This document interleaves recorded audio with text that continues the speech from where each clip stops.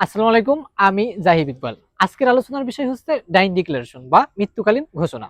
এ বিষয়ে কথা বলতে আমাদের সাথে যুক্ত আছেন দেওয়ান খালিদ মাহমুদ। কেমন আছেন আপনি? আলহামদুলিল্লাহ। আপনি কেমন আছেন? আলহামদুলিল্লাহ। আজকের বিষয় হচ্ছে ডাইন ডিক্লারেশন। মূলত ডাইন ডিক্লারেশন কি?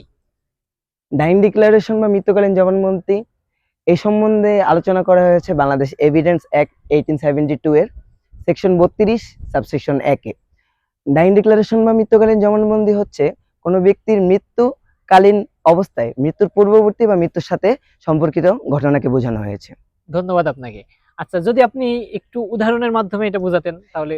এখন কোনো ব্যক্তি যদি গুরুতরভাবে আঘাতপ্রাপ্ত হয়, তখন ওই ব্যক্তি যদি আশঙ্কা করে বা শঙ্কা করে যে তার মৃত্যু হতে পারে, তো ওই বিবৃতি যদি সে দিয়ে যায় যে আমার মৃত্যু হতে পারে এবং ঘটনার সাথে হচ্ছে সামঞ্জস্য, যে ঘটনাগুলো হয়েছে তার মৃত্যুর কারণ হতে পারে, তখন ওই ঘটনাকে আমরা ডাইং ডিক্লারেশন বলতে পারি।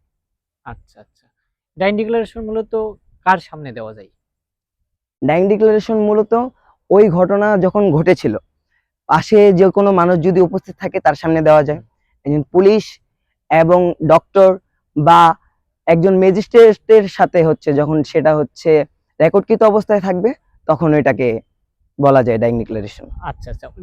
ডাইন ডিক্লারেশন মূলত কখন কার্যকর হয়? ডাইং ডিক্লারেশন কার্যকর হয় বিবৃতি দেওয়ার পরে যদি ওই মানুষের মৃত্যু হয়, তখন সেটা কার্যকর হয়, এবং যদি মৃত্যু না হয় তখন তা কার্যকর হবে না। ধন্যবাদ আপনাকে।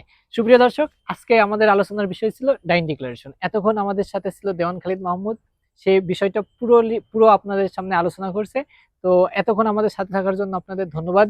দেখা হবে পরবর্তী অন্য কোনো ভিডিওয়। সেই পর্যন্ত সবাই ভালো থাকুন, সুস্থ থাকুন। আল্লাহ হাফেজ।